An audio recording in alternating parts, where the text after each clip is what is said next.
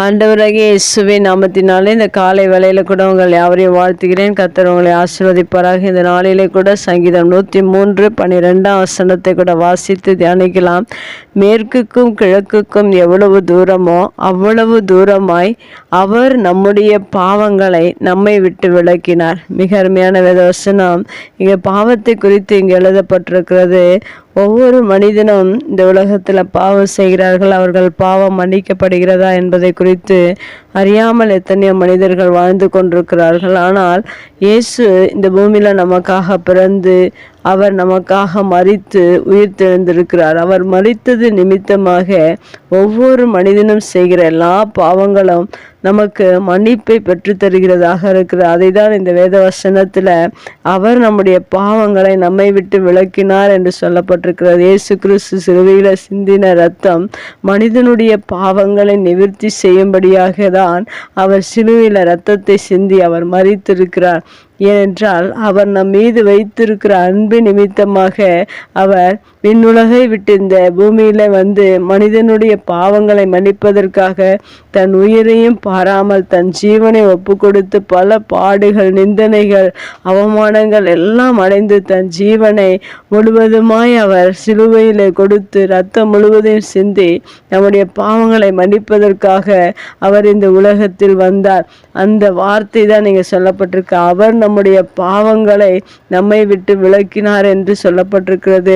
நமக்காக அன்பு வைத்து இரத்தம் சிந்தின அந்த அன்புதான் நம்முடைய பாவங்களை நம்மை விட்டு விலக செய்கிறது. அந்த பாவங்கள் எல்லாம் கிழக்குக்கும் மேற்குக்கும் எவ்வளவு தூரம் அவ்வளவு தூரங்களை நாம் அந்த பாவங்களை நினையாதபடிக்கு அந்த பாவங்களின் நிமித்தமாய் வருகிற சாபங்கள், அநேக பிரச்சனைகள் எதுவும் வராதபடிக்கு அவர் நம்மை விட்டு எவ்வளவு தூரம் விலக்குகிறார் என்பதையும் இந்த வசனத்தில் எழுதப்பட்டிருக்கிறது. மேற்குக்கும் கிழக்குக்கும் எவ்வளவு தூரமோ அவ்வளவு தூரமாய் நம்முடைய பாவங்களை அவர் சிலுவையில பாடுகள் சகித்து இரத்தத்தை சிந்தினதினால் இப்படிப்பட்ட மீட்பை தேவன் நமக்கு பெற்று கொடுத்திருக்கிறார்.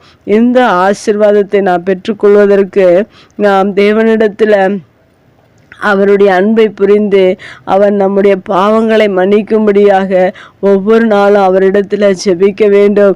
அவரிடத்தில் நம்முடைய பாவங்களை அறிக்கை செய்ய வேண்டும். ஏனென்றால் வேத வசனம் சொல்கிறது, தன் பாவங்களை மறைக்கிறவன் வாழ்வடைய மாட்டான், அவைகளை அறிக்கை செய்து விட்டு விடுகிறவனோ இரக்கம் பெறுவான் என்று சொல்லப்பட்டிருக்கிறது.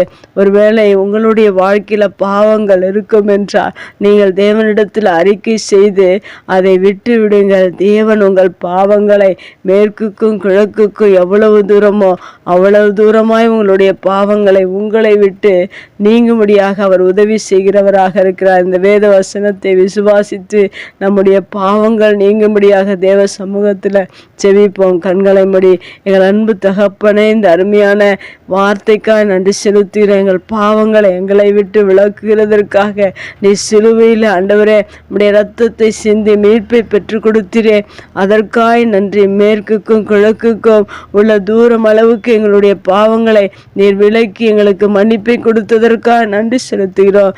இந்த ஸ்லாக்கியத்தை ஆண்டவரே யாராலும் கொடுக்க முடியாத ஸ்லாக்கியத்தையும் உங்கள் அன்பையும் நீங்கள் வெளிப்படுத்தி எங்கள் பாவங்களை நீக்கி எங்களை பரிசுத்தப்படுத்தினதற்காக நன்றி செலுத்துகிறோம். தொடர்ந்து உங்கள் பிரச்சனை எங்களோடு கூட இருக்கட்டும். இயேசுவின் நாமத்தில் ஜெபம் கேளும் நல்ல பிதாவே, ஆமேன்.